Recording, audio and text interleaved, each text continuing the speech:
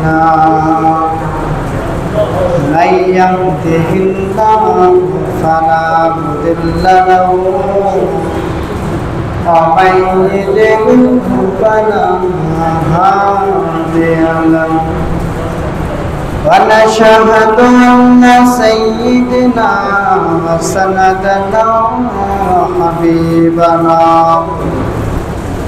وحبيب قلوبنا ومولانا محمد أما بعد فأعوذ بالله من الشيطان الرجيم بسم الله الرحمن الرحيم الذين آمنوا وتطمئن قلوبهم بذكر الله ألا بذكر الله تطمئن القلوب يا أيها الذين آمنوا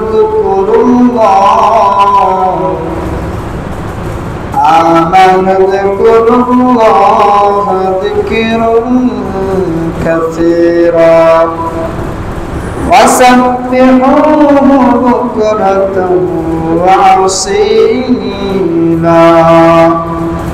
صدق الله العظيم.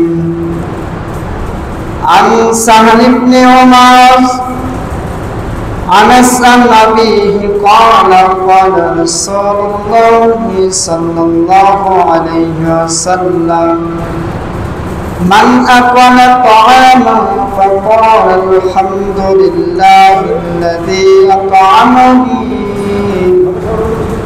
هذا ورزقنيه من غير حول مني صدق الله العظيم.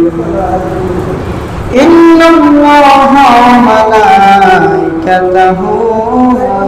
يصلون على النبي يا أيها الذين آمنوا صلوا عليه وسلموا تسليما. اللهم صل على محمد وعلى آل محمد كما صليت على إبراهيم وعلى آل إبراهيم إنك حميد مجيد. اللهم بارك على محمد وعلى آل محمد كما باركت على إبراهيم وعلى آل إبراهيم إنك حميد مجيد. بلغ العلا بكماله كشف الدجى بجماله حسنت جميع خصاله صلوا عليه وآله صلوا ياكم مبارك صلوا على صدر الأمين مصطفى ماذا إلا رحمة للعالمين. साकिब में क्या मचा है,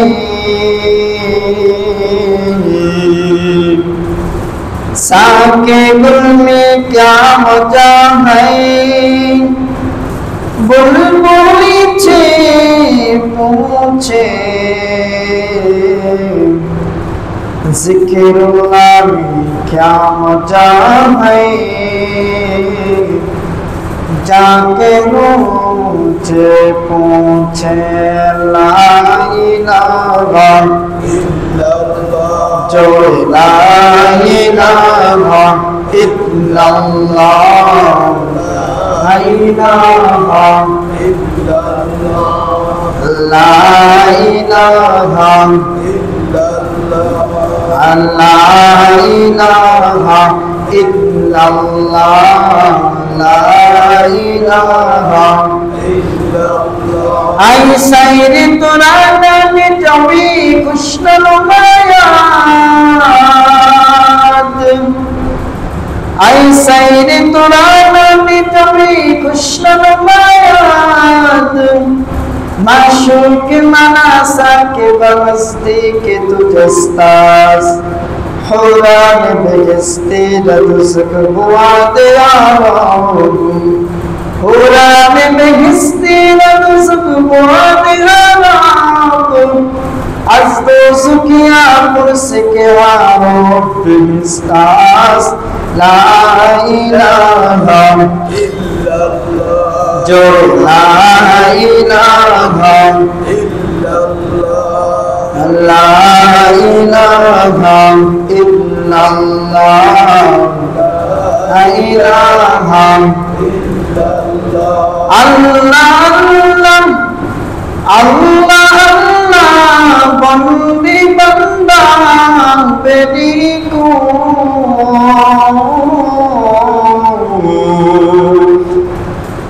Allah Allah bande banda very good benamazi rutghashore get out la ilaha illallah la ilaha illallah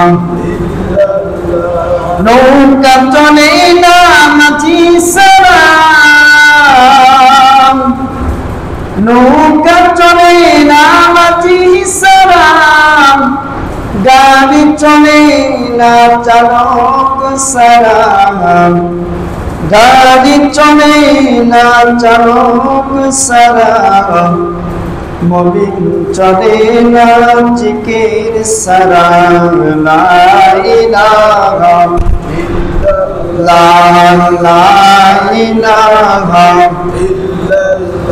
لا إله إلا الله محمد رسول الله صلى الله عليه وسلم আল্লাহ পাকের দরবারে লাখো কোটি শুকর ও সুজুদ যে মহান রব্বুল আলামিন আপনাকে আমাকে আজকে পবিত্র জুমার দিনে জুমার নামাজ আদায় করার জন্য আল্লাহ পাকের ঘর পবিত্র ঘর মসজিদে আমাদেরকে আসার এবং বসার তৌফিক দান করেছে কিছু কথা বলার এবং শোনার তৌফিক দান করেছে সেই মহান রব্বুল আলামিনের দরবারে আমাদের অন্তরের অন্তঃস্থল থেকে আওয়াজ করে শুকরানা আদায় করে আলহামদুলিল্লাহ সম্মানিত মুসল্লিয়ানে কেরাম আল্লাহ সুবহানাহু ওয়া তাআলা আপনাকে আমাকে খুব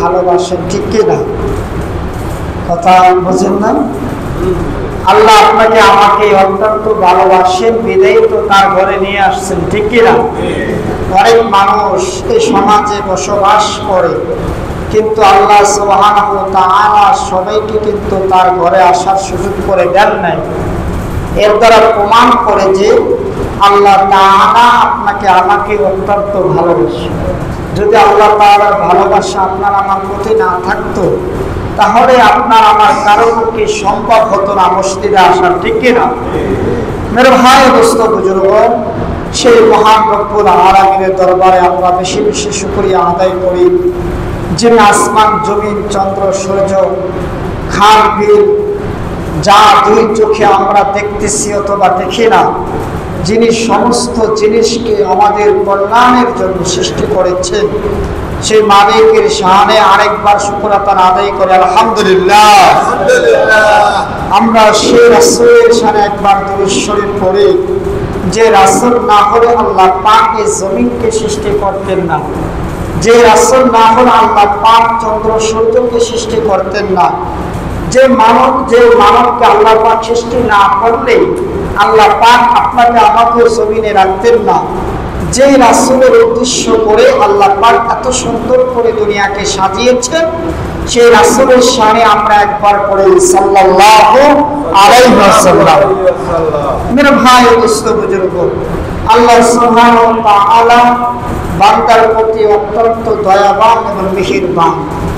যদি আল্লাহ পাকের দয়া এবং মেহেরবানি আমাদের প্রতি না থাকতো, তাহলে আমাদের কারো পক্ষে সম্ভব হতো না এক অক্ত এক বেলা খাবার খাওয়া, ঠিক কিনা? এমন যদি আল্লাহর কাছে যদি আল্লাহ যদি আমাদেরকে ভালো না বাসতেন, আমরা যে কাজকর্ম করি, আমরা যে গুনাহ অশ্লীলতা বাহির করায় নিজের জীবনকে শেষ করে দিতেছি, এত সত্য যে আল্লাহ আমাদেরকে খাওয়াইতেছেন, যে আল্লাহ আমাদেরকে পালতেছেন, যে আল্লাহ প্রতিদিনের ন্যায় সূর্যকে উঠাইতেছেন এবং প্রতিদিনের ন্যায় আবার সূর্যকে ডুবিয়ে দিতেছেন, যে আল্লাহ তাআলার ইশারায় বাতাস আমাদের নিঃশ্বাস নেওয়ার জন্য উপকৃত করতেছেন, সে আল্লাহ তাআলা আমাদেরকে কতটা ভালোবাসেন আপনাদেরকে আমি একটা সামান্য একটা ঘটনা শোনানোর মাধ্যমে আপনারা বুঝতে পারবেন। দেখেন আল্লাহ তার বান্দার প্রতি কতটা দয়াশীল, কতটা ভালোবাসা আল্লাহ তার বান্দার প্রতি রেখেছেন। মেরে ভাই দোস্ত বুজুর্গ, কিন্তু দুর্ভাগ্য হলো আমরা আল্লাহ আমাদেরকে ঠিকই ভালোবাসতেছেন, কিন্তু আমরা আল্লাহকে ভালোবাসতে পারিনি। ভালোবাসা কিন্তু এক পক্ষের থেকে হয় না, এক পক্ষের থেকে হয়। উভয় ভালোবাসা যখন মিশ্রণ হয় তখন সেটাকে ভালোবাসা বলা হয়। কিন্তু দেখা গেছে আল্লাহ আমাদেরকে ভালোবাসতেছেন ঠিকই, কিন্তু মাগান আল্লাহকে আমরা ভালোবাসতে পারি। এজন্য ভালোবাসা উভয় পক্ষ থেকে যখন হবে সেটাকে বলা হয় কি? ভালোবাসা। আল্লাহ তার বান্দাদেরকে অত্যন্ত ভালোবাসেন, যেই ভালোবাসার কোনো সীমানা হয় না, যে ভালোবাসার কোনো মাপকাঠি হয় না। আল্লাহ তার বান্দাকে কতটা ভালোবাসেন তার নমুনা স্বরূপ আপনাদেরকে আমি একটা ঘটনা শোনাই। আল্লাহ তাআলা পয়গম্বর হযরত নূহ আলাইহিস সালামকে আল্লাহ পাক দুনিয়ার জমিনে পাঠাইছেন মানুষদেরকে দ্বীন শিক্ষা দেওয়ার জন্য। তার দ্বীনের দাওয়াতগুলো মানুষের দ্বারে দ্বারে প্রচার করার জন্য আল্লাহ পাক রাসূলকে প্রেরণ করেছেন। নূহ আলাইহিস সালাম দীর্ঘদিন যাবত তার কওমকে দাওয়াত দিতেছিল। অনেক দাওয়াত দেওয়ার পরে তারা যখন বারবার তার দাওয়াতকে প্রত্যাখ্যান করেছেন এবং তার উপর জুলুম নির্যাতন করা শুরু করে দিয়েছে, পয়গম্বরকে বিভিন্ন সময় তারা হাসি তামাশা করত, ঠাট্টা বিদ্রুপ করত। আল্লাহর পয়গম্বর সব সময় আল্লাহর কাছে দোয়া করতেন, আল্লাহ গো, কোন কওমের কি করে আমাকে পাঠাইলা, যে কওমকে বারবার আমি দ্বীনের দাওয়াত দিয়েছি কিন্তু তারা গ্রহণ করে নাই, কিন্তু এতে পরে তারা আমার উপরে অত্যাচার করেছে। এই দোয়া তিনি সব সময় করতেন, তাদের জন্য হেদায়েতের দোয়া করতেন। মেরে ভাই দোস্ত বুজুর্গ, আজকে সমাজে দেখেন যারা দ্বীনের কথা বলে, ইসলামের কথা বলে, কোরআনের কথা বলে, মানুষ কিন্তু তাদেরই সমালোচনা করে, ঠিক কিনা? তাদেরকে ভালো দৃষ্টিতে দেখে না, তাদেরকে খারাপ দৃষ্টিতে দেখে। কিন্তু এই পর্ব এইভাবে হঠাৎ করে শুরু হয় নাই, সেই রাসূলের কাছ থেকে শুরু। এইভাবে ধারাবাহিকভাবে যারা ইসলামের কথা বলেছে, দ্বীনের দাওয়াত দিয়েছে, তাদের বিরুদ্ধে মানুষ করেছে, ঠিক কিনা? কিন্তু এর কারণে কিন্তু তারা দমে রয় নাই, তাদের দাওয়াতের কার্যক্রম তারা চালিয়ে দিয়েছে, যার কারণে আল্লাহ পাক তারা দুনিয়ার মধ্যে ইসলামের বিজয় দিয়েছে, ঠিক কিনা? মেরে ভাই দোস্ত বুজুর্গ, আমাদের নবী জনাবে রাসূলুল্লাহ সাল্লাল্লাহু আলাইহি ওয়াসাল্লাম দ্বীনের দাওয়াত দিয়েছেন, কিন্তু যখন তিনি দাওয়াত দেওয়ার আগ পর্যন্ত তিনি মানুষের কাছে অত্যন্ত ভালো ছিলেন। মানুষ থেকে আলামিন বিশ্বাসী বলে জানতেন, তার কাছে আমানতদারি রাখতেন, তার কাছে টাকা পয়সা রাখতেন, তাকে সবাই সম্মান করত।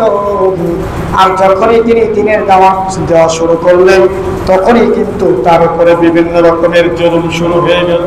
আপনজন তার উপরে পাথর মারা শুরু করলেন, আপন চাচা তার উপরে নির্যাতনের মোবাইল চালাতে শুরু করলেন।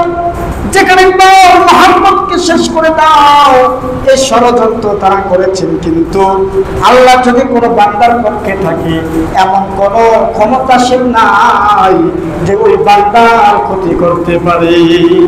আল্লাহ যদি কারো কল্যাণ কামনা করে, কারো যদি ভালো চায়, এমন শক্তিশালী কেউ নাই যে তাকে দাবিয়ে রাখবে। আসেনি? কারণ নাই। আপনারা দীর্ঘদিন দেখেছেন ওই ওলামায়ে কেরামের উপরে নির্যাতনের ওয়াজ চালিয়েছিল, তাদেরকে মিথ্যা মামলা দিয়ে তাদেরকে জেলে বন্দী করেছিল, কিন্তু শেষ রক্ষা কি হয়েছে? আওয়াজ করে শেষ রক্ষা হয়েছে? পারে নাই। কিন্তু আল্লাহ তার প্রিয় বান্দাদেরকে তার নিজে রহমতের চাদরে ঢেকে নেয়, এতে কোনো প্রশস্তি নাই তাকে দাবিয়ে রাখবে। কারণ আল্লাহ যদি কাকে উপরে উঠাইতে চায়, এমন কোনো শক্তিশালী নাই তাকে যে মাটিতে নামাবে। কথা বলছেন? এমন শক্তিশালী নাই। অর্থাৎ এই দিনের দাওয়াত দিতে যে নবীরা পর্যন্ত কষ্টের স্বীকার করেছেন, তারা বিপদের সম্মুখীন হয়েছে। এই জন্য সম্মুখীন হয়েছে বিদায় কি দাওয়াত বন্ধ করে দিয়েছে? না, তাদের কার্যক্রম তারা চালিয়ে গিয়েছে।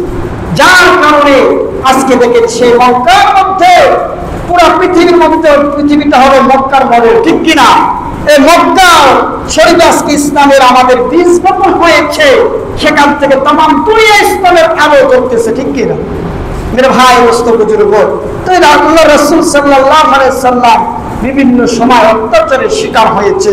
আমি যে ঘটনা বলতেছিলাম, নূহ আলাইহিস সালামের, নূহ আলাইহিস সালাম এমন একজন পয়গম্বর যিনি তার কওমকে দীর্ঘদিন ধরে দাওয়াত দিয়েছেন। কোরআনের তার যে কিতাব ছিল, বাণী ছিল, সেটা মানুষের কাছে প্রচার করেছেন, কিন্তু দুঃখজনক মানুষ সেটাকে গ্রহণ করে নাই, মূলত তার বিরুদ্ধে লেগে গিয়েছিল। যার ফলে তিনি বারবার আল্লাহর কাছে দোয়া করতেছে, আল্লাহ গো, তুমি তো আমাকে পাঠাইছো তোমার দিন মানুষের কাছে প্রচার করার জন্য, কিন্তু মানুষকে তো আমি দিনের দাওয়াত দিতেছি, কিন্তু মানুষ তো গ্রহণ করতেছে না। তাকে সেখানেই তারা ক্ষান্ত নয়, তারা আমার উপরে বিভিন্ন রকমের নির্যাতন, জুলুম, আমার উপরে একের পর এক অত্যাচার তারা করতেছে। তখন নূহ আলাইহিস সালাম আল্লাহর কাছে দোয়া করলেন, হে আমার মাবুদ আল্লাহ, তুমি আমাকে দুনিয়াতে পাঠিয়েছো তোমার দ্বীনের দাওয়াত দেওয়ার জন্য, কিন্তু আমি তো তোমার দ্বীনের দাওয়াত মানুষের দ্বারা দ্বারা জায়গা দিতেছিলাম, কিন্তু মানুষ তো এই দাওয়াত গ্রহণ করতেছে না। শুধু তাই নয়, তারা আমাকে গালিগালাজ করে, আমাকে নিয়ে হাসি তামাশা করে, তারা আমাকে বলে তোমার আল্লাহকে বলো আমাদের কাছে আসতে, তুমি বলো তোমার আল্লাহ আমাদের উপরে যেন গজব দেয়, যাতে আমরা শেষ হয়ে যাই। এমন হাসি তামাশার কথাবার্তা তারা বলতো। নূহ আলাইহিস সালাম বলতেছিলাম, আমার তো আর সহ্য হয় না, আমি তো অনেক কষ্ট করেছি, আল্লাহ গো তুমি এমন এক প্রভু দাও যার মাধ্যমে আমার এই সম্প্রদায় ধ্বংস হয়ে যাক। দোয়া করার পরে আল্লাহ তাআলা নূহ আলাইহিস সালামকে বললেন, হে নূহ, তুমি একটা নৌকা তৈরি করো, যে নৌকার মধ্যে যারা তোমাকে অনুসরণ করেছে, যারা তোমার কথা মেনে নিয়েছে, তাদেরকে তুমি সেই নৌকার মধ্যে অবস্থান করাবে, আর বাকিগুলাকে আমি আল্লাহ ধ্বংস করে দিব। এই দোয়া কবুল হয়ে গেছে। ওই সময় একজন বুড়িমা ছিল, বয়স্ক মানুষ, তার তিনি নূহ আলাইহিস সালামকে বললেন, হে নূহ, আল্লাহ তো গজব দিবে, দুনিয়ার সমস্ত মানুষ শেষ হয়ে যাবে, আমার তোমার কাছে আকুল আবেদন, তুমি আমাকে কি করো, তোমার সেই নৌকাটা আমাকে নিয়ে। তো নূহ আলাইহিস সালামের কাছে যখন এই বুড়িমা আবেদন করলেন, তিনি বললেন, ঠিক আছে বুড়িমা, আপনার কোনো টেনশন নাই, আমি আপনাকে আমার নৌকায় নিয়ে যাব। কথা বলছেন? তো বুড়িমা টেনশন মুক্ত, তিনি স্বাধীনভাবে চলতেছে। দেখে আল্লাহ কত বান্দাকে কতটা ভালোবাসে, এটা না বললে বুঝবেন না। বান্দার প্রতি কত আল্লাহ তাআলার মহব্বত, ভালোবাসে, যে আল্লাহ তাআলা নূহ আলাইহিস সালামকে যখন একটু আগুন দিলেন, দেওয়ার পরে সমস্ত যারা নৌকাতে অবতীর্ণ হয়েছে, নৌকাতে চলেছে, তারাই জীবিত ছিল, আর বাকি সব আল্লাহ শেষ করে দিয়েছে। তার ছেলে পর্যন্ত এই পানিতে ডুবে মারা গেছে। মেরে ভাই দোস্ত বুজুর্গ, এই সব কিছু হওয়ার পরে আল্লাহ পাক হযরত নূহ আলাইহিস সালামকে বললেন, হে আমার পয়গম্বর, তোমার এক কথায় আমি সমস্ত মানুষগুলাকে শেষ করে দিলাম, অতএব আমার একটা এখন কথা মানা লাগবে তোমার। বলতেছে হে আল্লাহ, আমি কি কথা মানবো? বলতেছে কিছু কিছু কাদা মাটি তুমি এক জায়গায় সংগ্রহ করো, জমা করো। বলতেছে আল্লাহ, কাদা মাটি দিয়ে আমি কি করব? বলতেছে আল্লাহ বলেন, হে পয়গম্বর, আপনি কাদা মাটি এক জায়গায় জমা করেন এবং সেগুলাকে দিয়ে পাতিল বানাবেন। পাতিল, তাহলে আল্লাহ পাতিল বানিয়ে কি করব? আল্লাহ বলেন, হে পয়গম্বর, আপনাকে পাতিল বানাইতে বললাম, আপনি আগে পাতিল বানান, তারপরে কি করা লাগবে সেটা আমি বলবো। নূহ আলাইহিস সালাম মাটি সংগ্রহ করলেন। মাটি সংগ্রহ করার পরে তিনি সেই মাটি দ্বারা পাতিল তৈরি করলেন। পাতিল তৈরি করার পরে আল্লাহর কাছে প্রশ্ন করেন, আল্লাহ, তুমি তো পাতিল বানাইতে বললাম, পাতিল তো বানাইলাম, এখন আবার সেই পাতিল দিয়ে কি করব? আল্লাহ বলতেছে, হে পয়গম্বর, এখন সেই মাটির যে পাতিল গুলা, এগুলা তুমি রোদ্রের মধ্যে শুকাতে দাও, রোদ্রে শুকাইতে দাও। তখন নূহ আলাইহিস সালাম রোদ্রে শুকাইতে দিলেন। শুকানোর পরে বলতেছে, আল্লাহ গো, শুকানো তো হয়ে গেছে। তা আল্লাহ তাআলা বলতেছে, হে পয়গম্বর, রোদ্রে তো শুকাইতে দিলাম, এখন সেই পাতিল গুলোকে একটা লাঠি নিয়ে আঘাত করে সব ভেঙে চূর্ণ করে দাও। নূহ আলাইহিস সালাম বলতেছে, আল্লাহ, এত কষ্ট করে মাটি জোগাড় করলাম, সেটাকে আবার পাতিল বানাইলাম, এত সুন্দর করে আবার শুকাইতে দিলাম, শুকাইলাম এত সুন্দর করে, আবার তুমি বলতেছো ভাঙতে, এটা তো ভাঙা সম্ভব না। আমার তো দয়া লাগে, মায়া লাগে, এত আদরের জিনিস আর যত্ন করে বানাইলাম, আর তুমি ভাঙতে বলতেছো। তখন আল্লাহ বলে, হে নূহ, যে সাধারণত একটা মাটি দিয়ে তুমি পাতিল বানাইছো, সেটার মধ্যে রূহ দেওয়া নাই, কথা বলার শক্তি ছিল না, হাঁটার শক্তি ছিল না, খাওয়ার শক্তি ছিল না, নিঃশ্বাস নেওয়ার শক্তি ছিল না, কিন্তু সেই মাটি, সামান্য মাটিকে বানাতে তোমার এত কষ্ট লাগে। আর আমি আল্লাহ, তুমি পয়গম্বর যখন বলেছিলে, আল্লাহ গো, আমি তোমার এই উম্মতের সাথে আর পারলাম না, তুমি এগুলোকে ধ্বংস করে দাও। তা আমি আল্লাহ যখন আমার এই উম্মত গুলোকে পানিতে ডুবায় যখন ধ্বংস করে দিলাম, তখন আমি আল্লাহর কাছে কতটুকু কষ্ট পেয়েছি। তুমি পয়গম্বর, সাধারণত তুমি একটু মাটি দ্বারা পাতিল বানাইছো, তার কথা বলার শক্তি নেই, আসেনি নাই, সেটা ভাঙতে তোমার এত কষ্ট লাগতেছে। আমি আল্লাহ তো মানুষ বানাইছি, তাকে কথা বলার শক্তি দিয়েছি, চলার শক্তি দিয়েছি, খাবারের শক্তি দিয়েছি, নিঃশ্বাস নেওয়ার শক্তি দিয়েছি, সেই মানুষগুলাকে মারতে আমার কত কষ্ট লাগছে।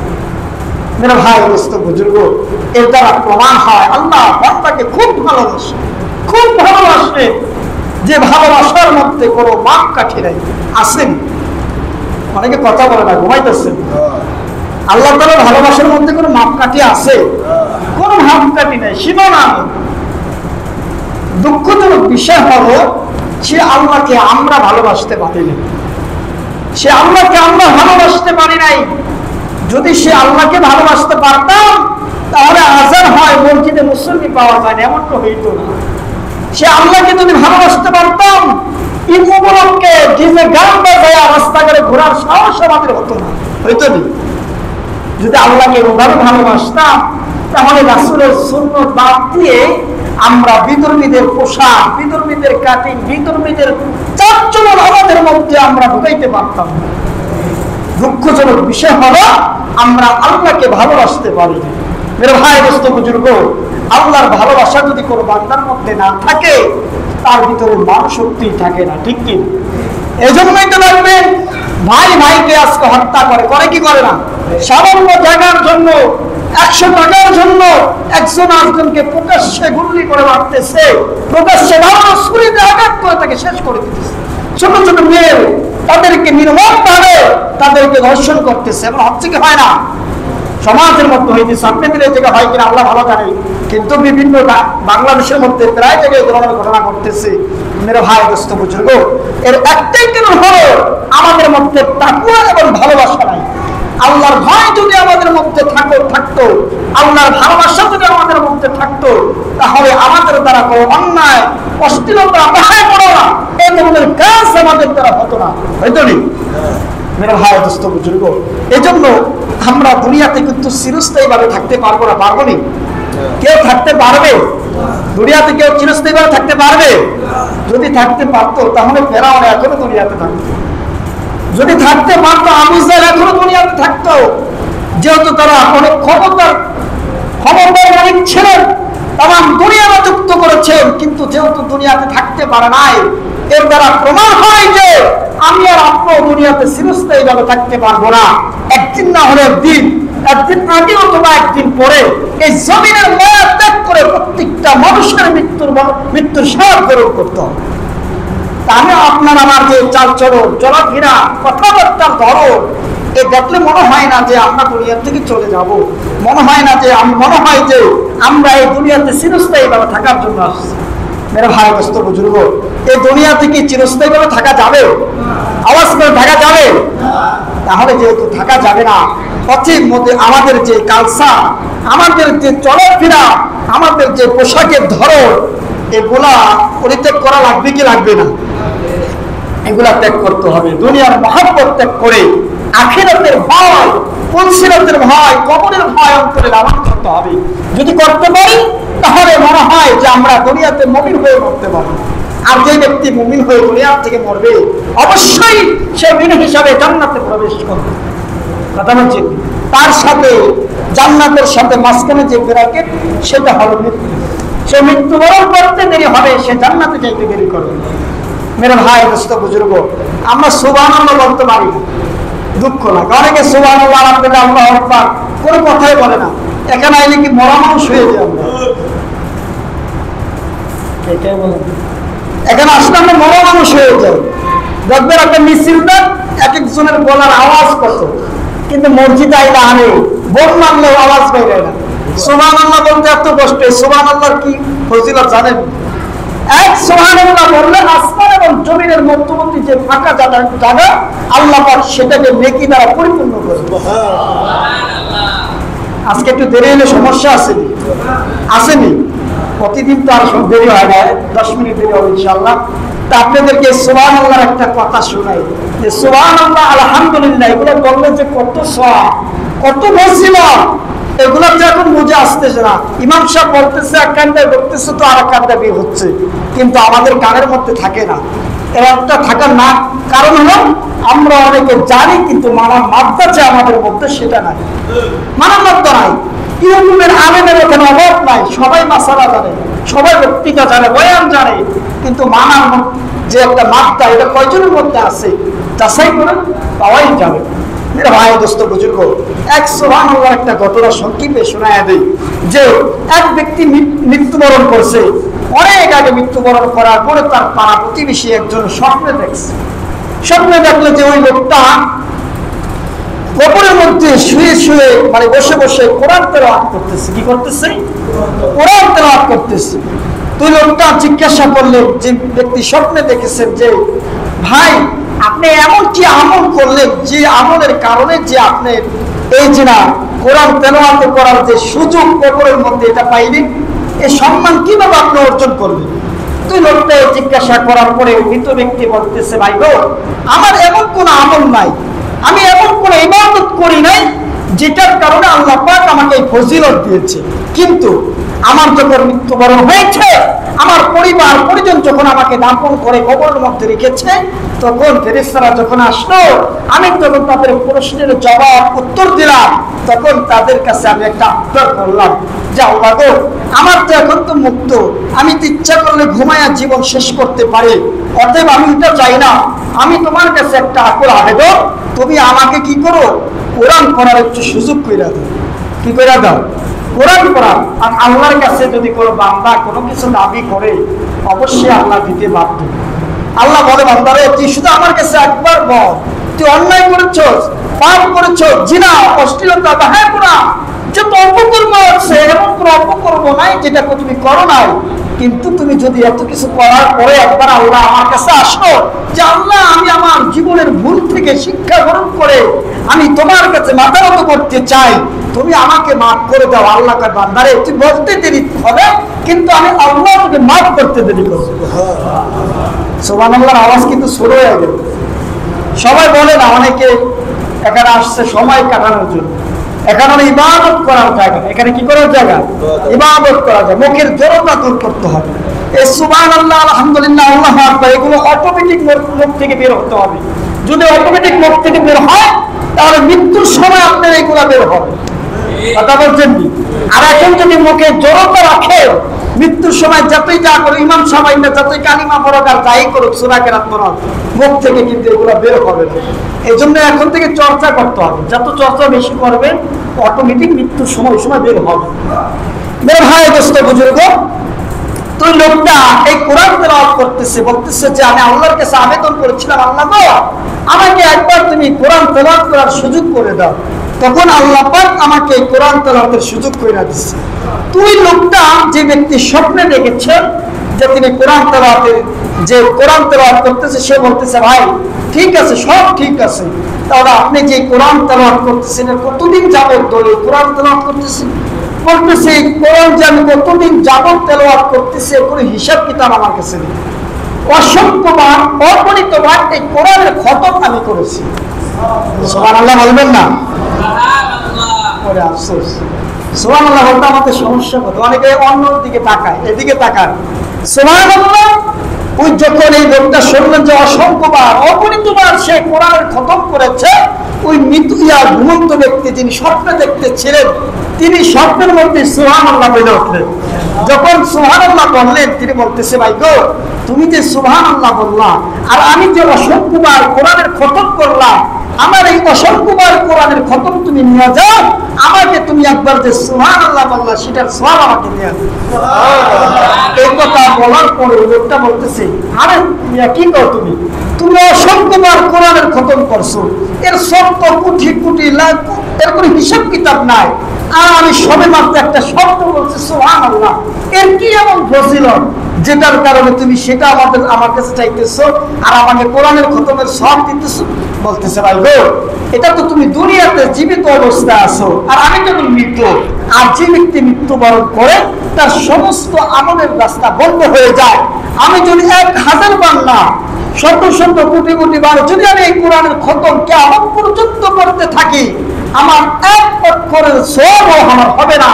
কিন্তু তুমি যে একবার সুবহানাল্লাহ বলেছো, এর সব আসমান এবং জমিনের মধ্যবর্তী যে ফাঁকা জায়গা, ওই জায়গাটা আল্লাহ পাক নেকি দ্বারা পরিপূর্ণ করে দেন। অতএব মৃত্যুবরণ করলে যত আফসোস করবে কাম হবে, আওয়াজ করে কাম হবে। মৃত্যুবরণ করলে দুই চক্ষু বন্ধ হয়ে গেলে আর কোনো লাভ হবে না। এজন্য চোখ বন্ধ হওয়ার আগেই আমার ইবাদত করতে হবে, আমার নামাজ পড়তে হবে, আমার কোরআন তেলাওয়াত করতে হবে, আমার চালচলন, আমার পোশাক, আমার শরীরের যে যাবতীয় যে অঙ্গ প্রত্যঙ্গগুলো এগুলো রাসূলের আদর্শ দিয়ে বাস্তবায়ন করতে হবে।